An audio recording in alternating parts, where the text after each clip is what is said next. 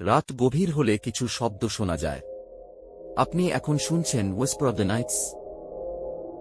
এই গল্পটা শোনার আগে একটা কথা মনে রাখবেন, সুন্দরবন শুধু বাঘের জন্য বিখ্যাত না। ওখানে এমন কিছু আছে যাদের নাম মুখে নিলেও রাতের হাওয়া থেমে যায়। আমি যে জায়গার কথা বলছি তার নাম দুলখালি, পশ্চিমবঙ্গের দক্ষিণ 24 পরগনা, সুন্দরবনের একেবারে শেষ প্রান্তে।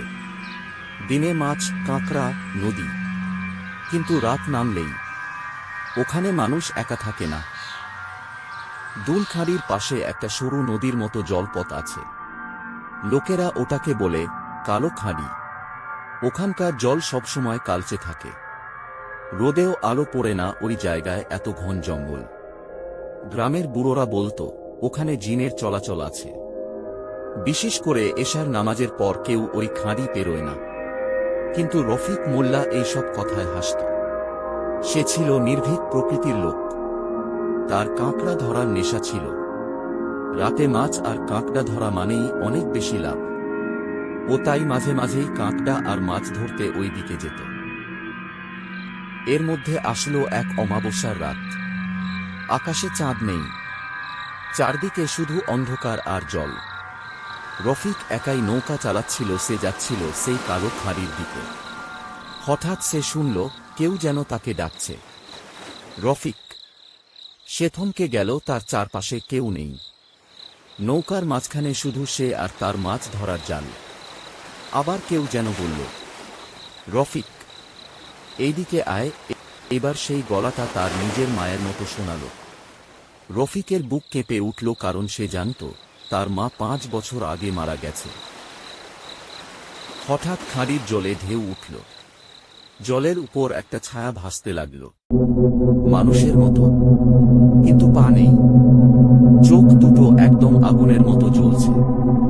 ছায়াটা কথা বলল, কিন্তু ঠোঁট নড়ল না। এই জল আমাদের, তোরা ডাক না শুনে থামিস না কেন? রফিক কাঁপতে কাঁপতে কালেমা পড়তে শুরু করল। হঠাৎ জিনের গলা ভারী হয়ে গেল। এসব করে তুই রক্ষা পাবি না। এরপর নৌকাটা উল্টে গেল। পরদিন সকালে গ্রামের লোকেরা রফিককে খুঁজে পেল নৌকার ভিতরে বসে। জাল একদম ঠিকঠাক, কিন্তু রফিকের চুল পুরো সাদা, চোখ ফাঁকা, কথা বলছে না। শুধু একটাই কথা বারবার বলছে, ওরা জলে নেই। ওরা ডাকে ওখানে, ওখানে, ওখানে। সেই রাতেই গ্রামের ইমাম সাহেব সবার সুরক্ষার ব্যবস্থা করলেন। কালো খাঁড়ির ধারে লোহার তার বাঁধা হল, নৌকায় তাবিজ ঝোলানো হল। কিন্তু কেউ আজও সাহস করে না অমাবস্যার রাতে ওখানে যেতে। কারণ সুন্দরবনের মানুষ জানে সব শিকার বাঘে নেয় না। আজও যদি কালো খাঁড়ির ধারে নৌকা থামান আর যদি শুনতে পান আপনার নাম ধরে কেউ ডাকে, দয়া করে উত্তর দেবেন না। কারণ সুন্দরবনে ডাক মানেই সে মানুষ হবে এমন নয়। আপনি শুনছিলেন ওয়েস্পার অফ দ্য নাইটস। আজ রাতের জন্য এটুকুই। আবার শোনা হবে ওয়েস্পার অফ দ্য নাইটসে। Please follow and subscribe our channel. পরবর্তী ভিডিওর জন্য শুনতে থাকুন whisper of the knights. Good night friends.